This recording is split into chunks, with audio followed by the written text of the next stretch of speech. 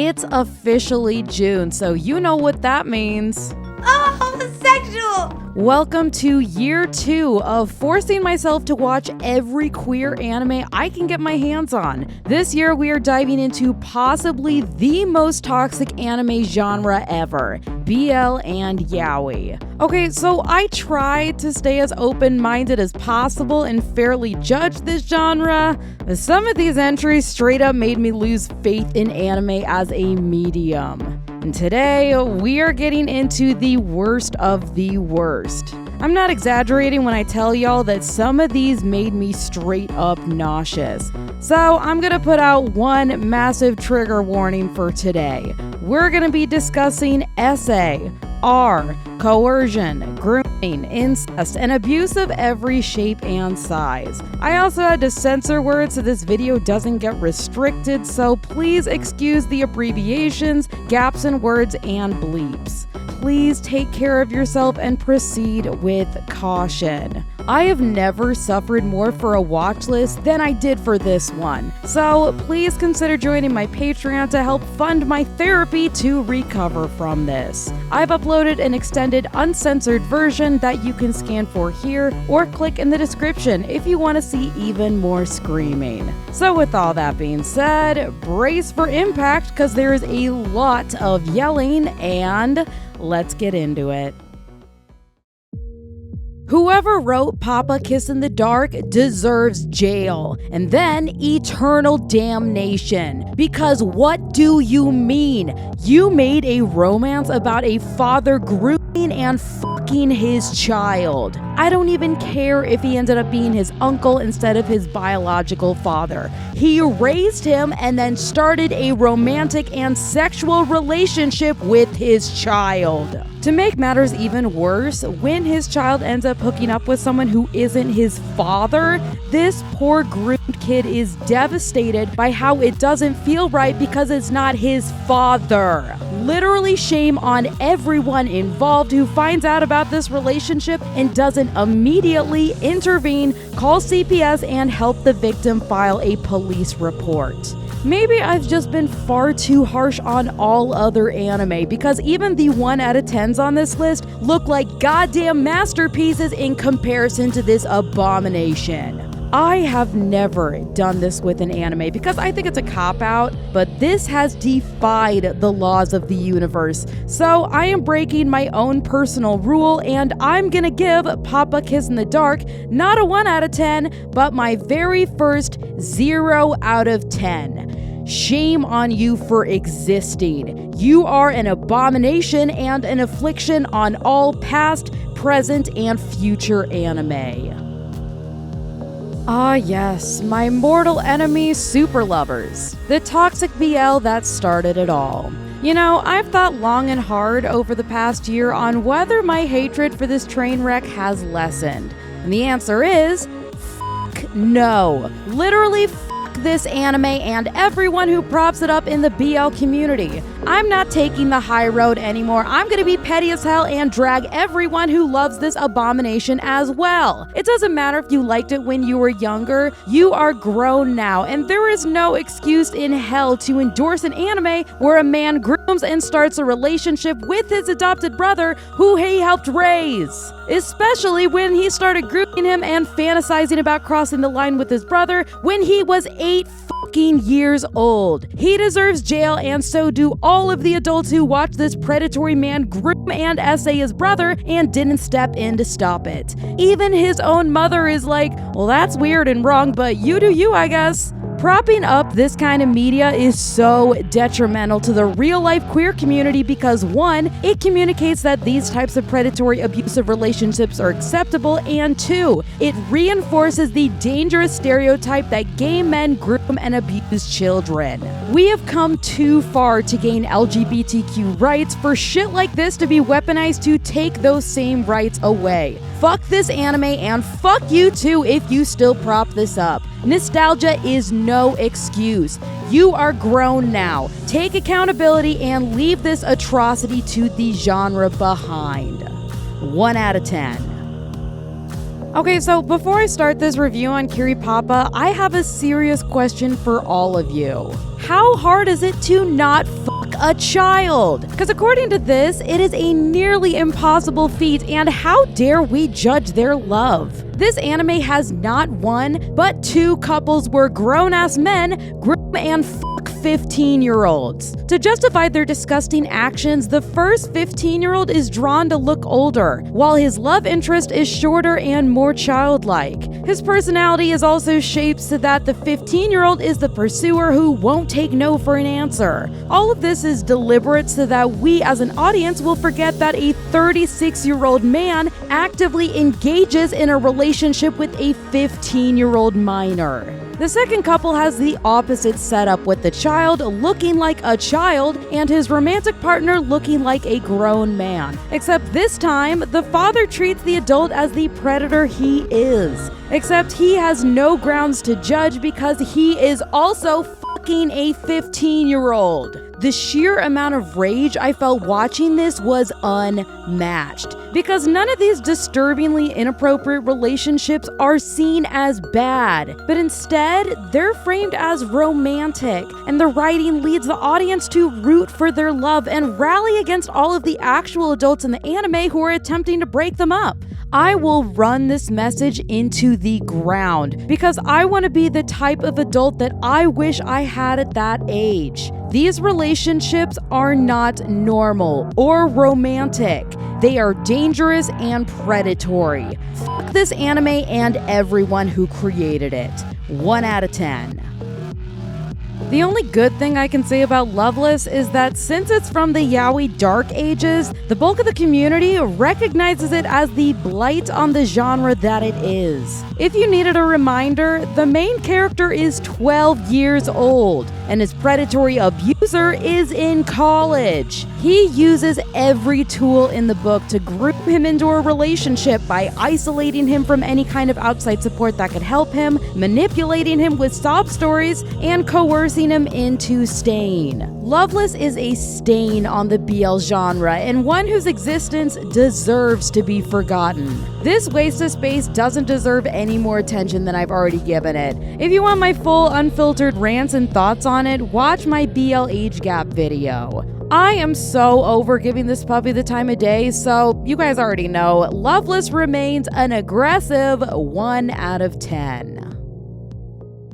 I've gotten a surprising amount of flack for dragging Hitorajime my hero, and you know what? I'd do it again, cause fuck this fucking show. I don't care how much Kosuke supposedly helps Masahiro. He is still a 28-year-old man grooming a 15-year-old who he's known since he was like 12, 13. I don't care that he beat up his gang and freed him from the gang life. He is still engaging in a predatory relationship with a minor. And fuck all of his friends, especially his friend who's a cop, for not only endorsing the relationship but enabling their predatory friend. Even despite being younger and not having the tools to get away, Masahiro still tries to set boundaries which Kosuke could not give a single fuck about. But this anime is peak if you ignore the age gap. You want to do that? Whatever. Okay, let's take a minute to ignore the 13-year age gap, which includes a minor. Kosuke is still his teacher and weaponizes his position of authority over Masahiro. He then borderline blackmails him with the tagline, "If you say anything, I'll lose my job, and you don't want me to lose my job and be blacklisted from being a teacher. Well, I do, motherfucker, because you are a danger to children and deserve to be on every registry possible. I no longer give one single fuck about keeping the peace and taking the high road. I'm choosing violence and putting this dangerous fuck-ass show on full blast. Fuck Hitorajime, my hero. Diehard fans who want to argue with me can get fucked. 1 out of 10. Wait, so you're telling me that you bought a guy at an auction in order to protect him, then you raped him, forced him to pay you back the $1 million fee you paid to buy him, and told him that the only way to pay him back was to have sex with you? You did all that to him and somehow he isn't into you? That's crazy, fam. And then the only reason you went multiple days without SAing him isn't to treat him with some type of respect, it's to manipulate him into a mindset of scarcity so that he comes to you. But even that was too hard, so you decide to go ahead and rape him because your needs, wants, and desires are obviously more important than his. The abuser in No Money's entire game plan is, I love this man who helped me during a low point in my life, so let me bind him to me by forcing him to have sex with me. If I have sex with him enough times, that will make him fall in love with me and then we can be together for real. This fucker doesn't have one single redeemable quality or character development. Literally the only way that they're able to convince the audience that he isn't a garbage person is by introducing an even worse abuser. And let's not forget the insane amount of transphobia and homophobia which is just randomly thrown into the mix. You can tell that this was made for a very specific audience in mind because the younger party, despite being 18, looks 12, and his love interest looks like he's in his 30s. The only good thing about this anime is that I finished it, so I never have to watch it again. No Money gets a 2 out of 10, which is honestly probably much higher than it deserves.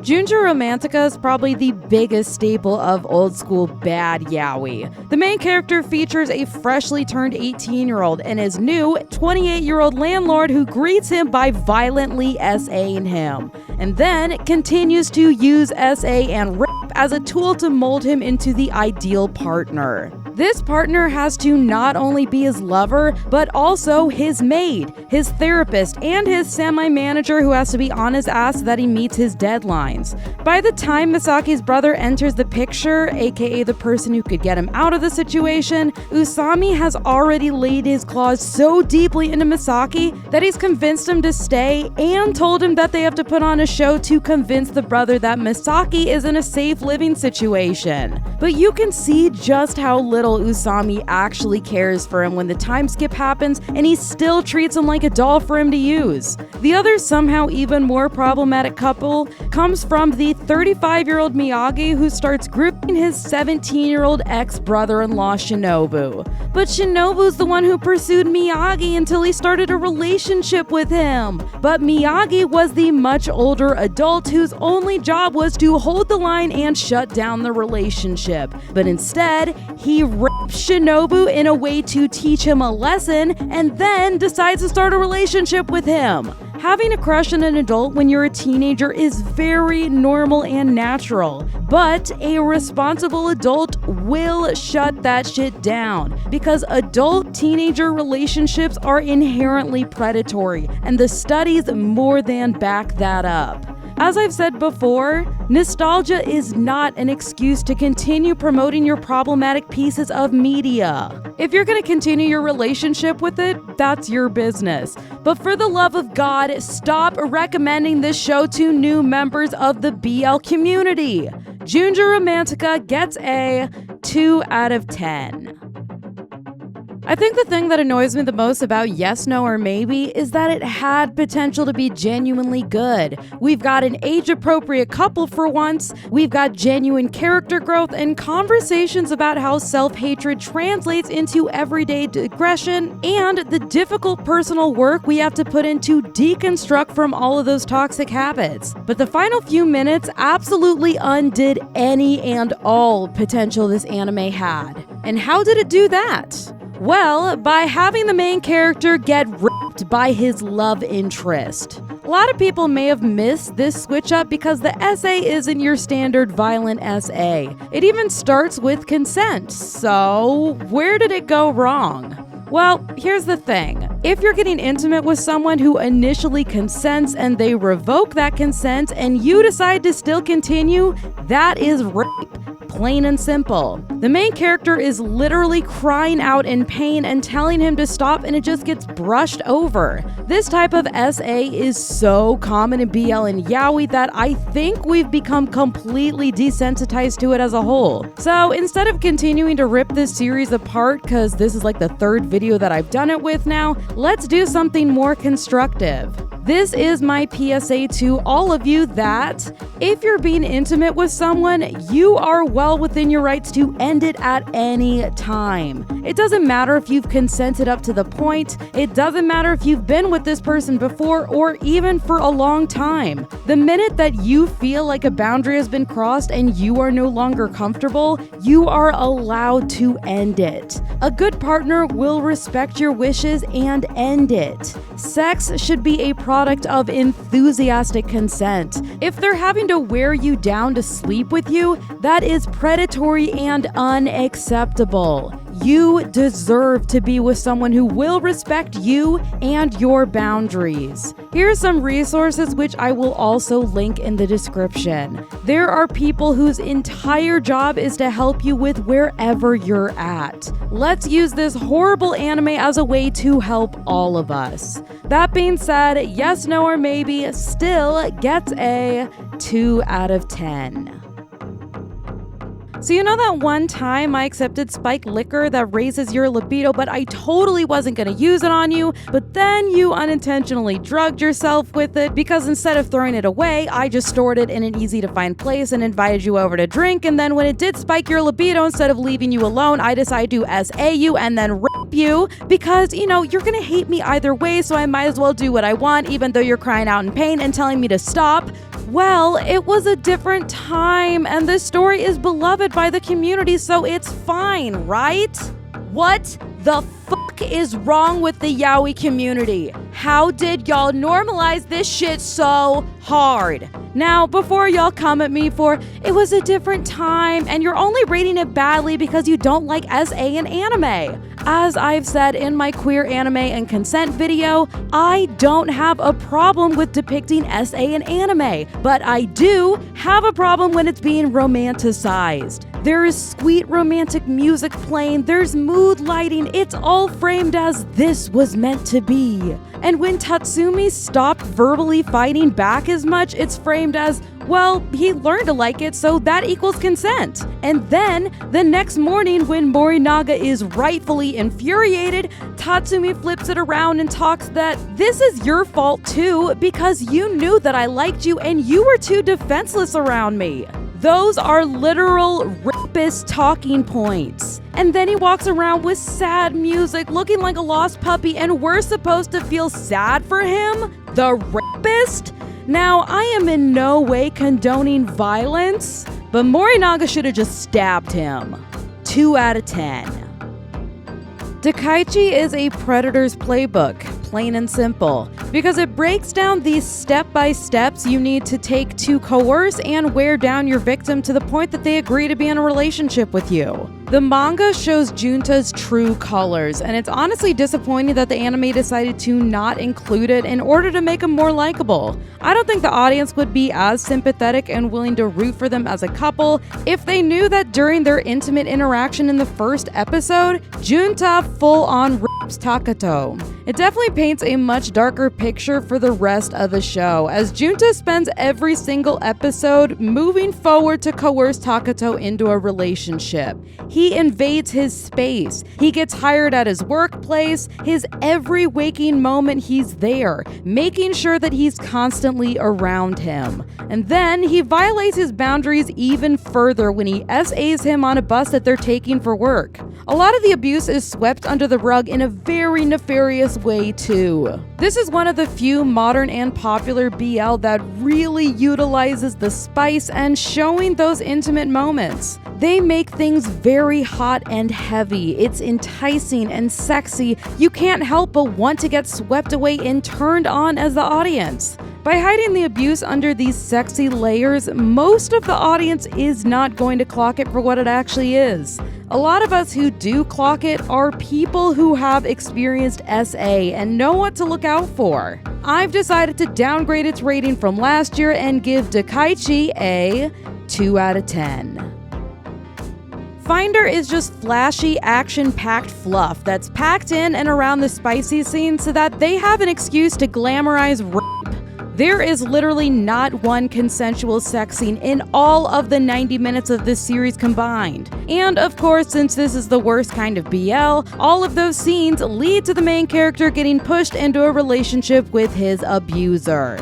The turnaround from the main character being horrified and traumatized after their first encounter to falling in love with him by the end, like it should have surprised me, but honestly at this point, it just makes me sad. Especially since this is, unfortunately, something that does happen in real life. All of the plot that happens around the frequent SA is okay, I guess. Like, it turns into a turf war between two equally terrible mafia groups. Both have bosses who SA the main character and use excessive violence to gain the upper hand, and our main character gets caught between the two and is just used as a pawn to hurt the other. For how high the stakes constantly are put into practice, this anime just comes across as repetitive and dull. I just can't get myself to care anymore, and I'm shut down from all the SAs, so hopefully this is the last time that I ever have to talk or think about it, and we can just let this lost relic of the yaoi dark ages fade into obscurity. Finder gets a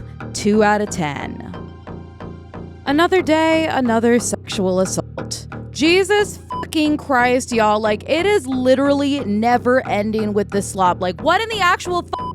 You've got an abuser who is constantly entrapping his victim and then punishing him when he's called out for it. In this atrocity, the abuser just continues to violate his partner in hopes that it'll flip the switch, but that's just not how consent works. This level of entitlement is why victims die, and I fucking hate that it's romanticized as just another obstacle that the couple has to overcome to be together. Like, fuck all of the way off. One of the only redeeming qualities about this anime is that they do treat SA like SA, and they treat the abuser like an actual abuser. It was very gratifying to watch him get his shit rocked, but I am really fucking disappointed that the guy didn't just shoot him. Like, you literally had the chance, and then they have the audacity to end the episodes with this bullshit cutesy anime nonsense that once again makes light of the SA and turns it into a cute little, well, that's just how they are, ooh. Like, you are not gonna distract me from this irredeemable train wreck. Maiden Rose gets a 2.5 out of 10. Literally, what even was Sex Pistols? The three couples that it focused on were absolute shit shows. One was hooking up unbeknownst to their friend who was in an altered state and didn't learn that they'd been having sex until years later. The storyline then tried to twist it as, well, he was seeking you out unconsciously, so it's fine. Trying to use this borderline rape mentality as a quirky true love trope is fucking bullshit. Especially since that friend was hopelessly in love with him and he kept hooking up with him in that altered state because getting to have sex with him where he wasn't in the right mind to consent was still better than not getting to hook up with him at all. That is rape, y'all. Then you have the other couple who has literally built their relationship off of rape, which the assaulter then flips around to love bombing. The writing turned this horrific multiple-day ordeal where one party was literally locked in a room and raped repeatedly for days into a cutesy little meet cute for them to fall in love. And you already know, of course the rapist didn't face any consequences and was instead rewarded by starting a relationship with his victim. The third didn't technically have anything overtly wrong about them, other than one of them looking like a full-grown man and the other looking like a very young teenager, which, ew. Overall, this show was just gross, and it was annoying, and just, yeah, like, thank God I never have to rewatch it. Sex Pistols gets a 2.5 out of 10. Level C is a girl anime, in that with every new development, I audibly shouted out, "Girl!" Main character meets a bum on the street who immediately asks if he can stay the night. Girl. Then, they proceed to say that they bed hop to avoid being homeless and they don't have a fixed address. Girl. The main character hears all of this and still invites him back. Girl. The main character then casually trauma dumps about how his brother didn't take him in despite his mother dying recently, so he's all alone. Girl. Then, this bum-ass man tells him that he'll pay rent through servicing him and paying him with his body. Girl. It is then alluded that something bad happens sexually since the main character is suddenly crying, so the bum goes to leave and he tells him to come back and that he'll put his rent on the tab. Like, girl, have some self-respect. Then there's a weird trauma soup montage and now there's suddenly one big happy family. Like, literally, what in the f*** was this anime? My personal favorite part was when the bum magically appeared through a fucking trap door to drop into an important business conversation. Please let this be a warning to all impressionable 19-year-olds out there. Do not let bum-ass adult men into your home. We are gonna give this hilariously bad 90s yaoi clusterfuck a 3 out of 10. The Boy Suffers from Crystallization is a case study on why some people really should not be teachers. Cause like, why are you growing romantically attached to your student and using them to fill the void in your heart instead of going to therapy? Like, please, go to therapy.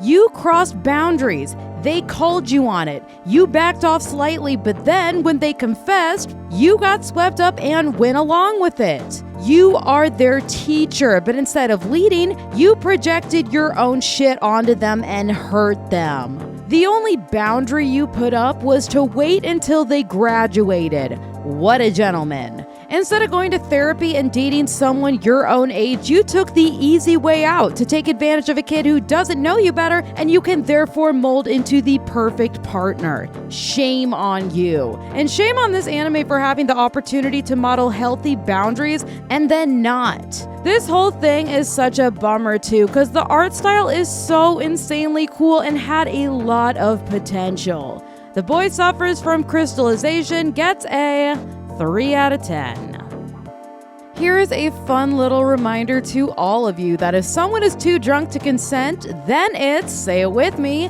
rape. If someone tells you to stop and that it hurts and you don't stop, then it's rape. I'm not religious, but some of these anime truly do feel like a test from God, because what do you mean we're using another SA as a basis to start a relationship?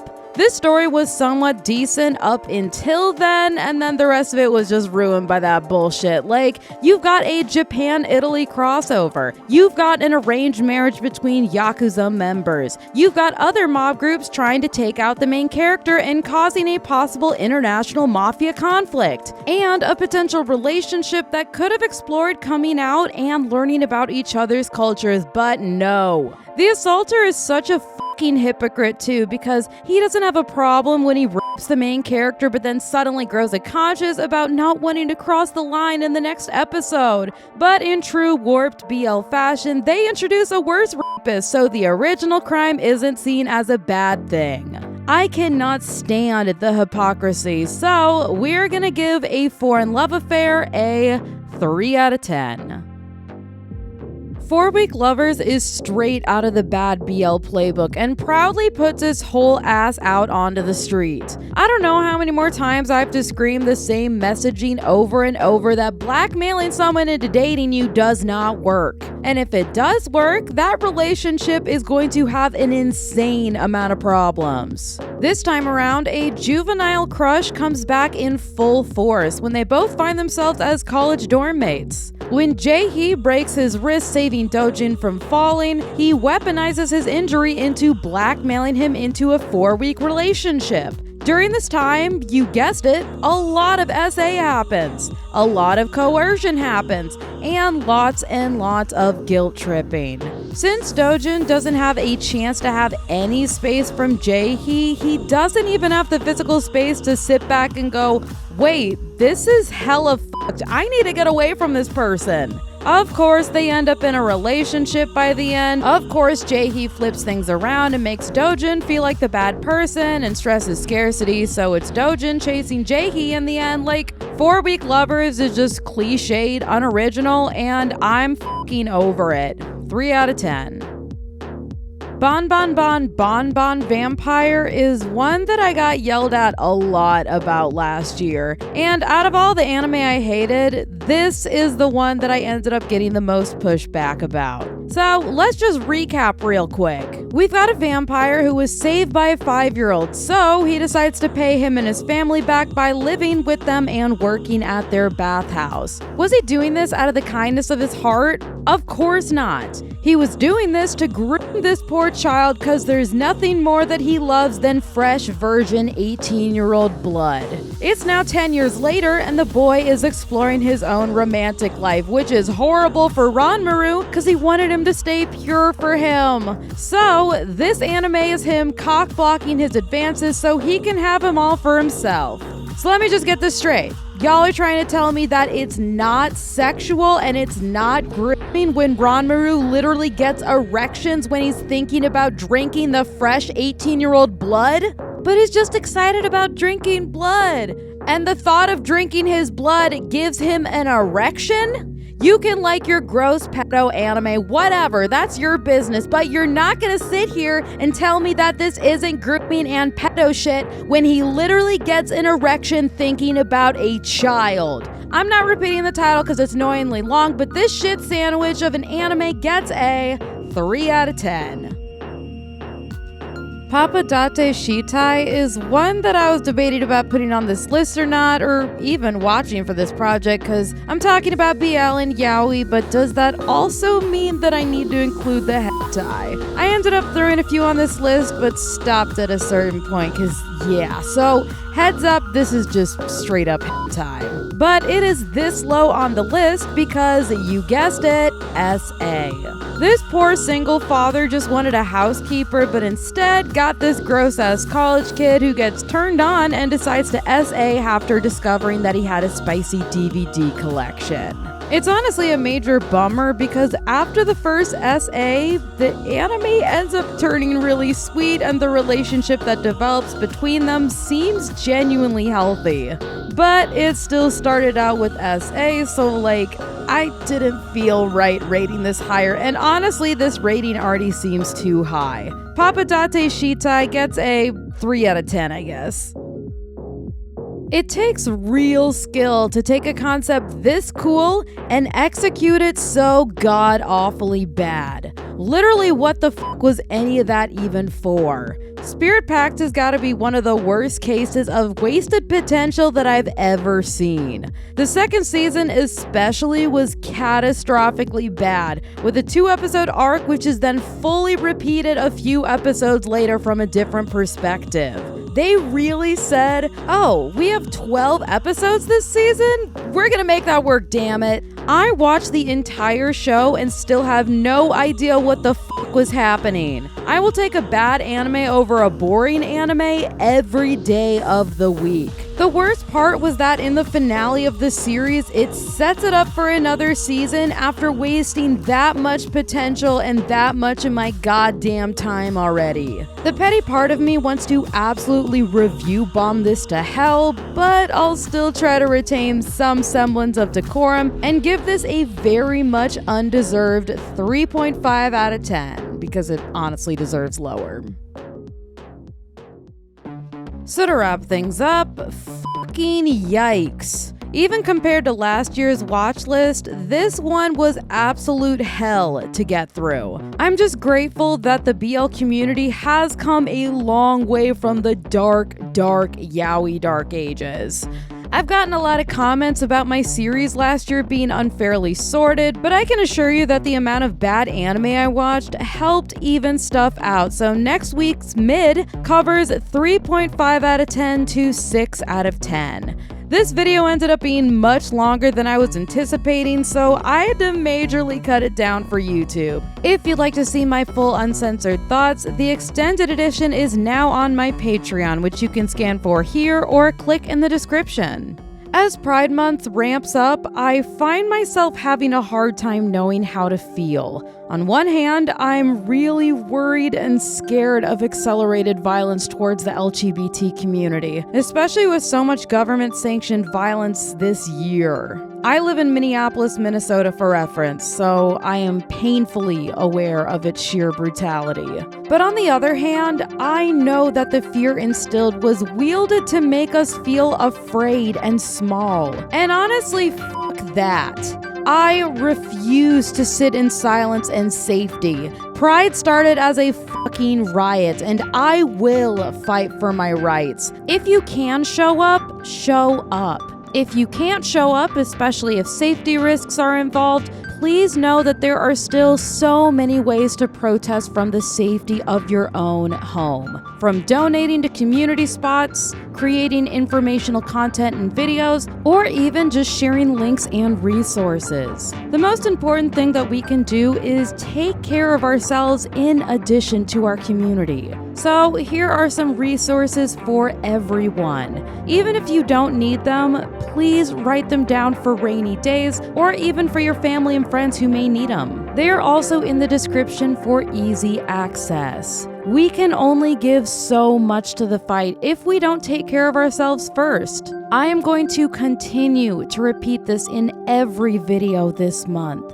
I am so happy that you exist. Your life is important. And even if the rest of the world is telling you otherwise, you do belong here. Happy Pride, and I'll see all of y'all on the next one.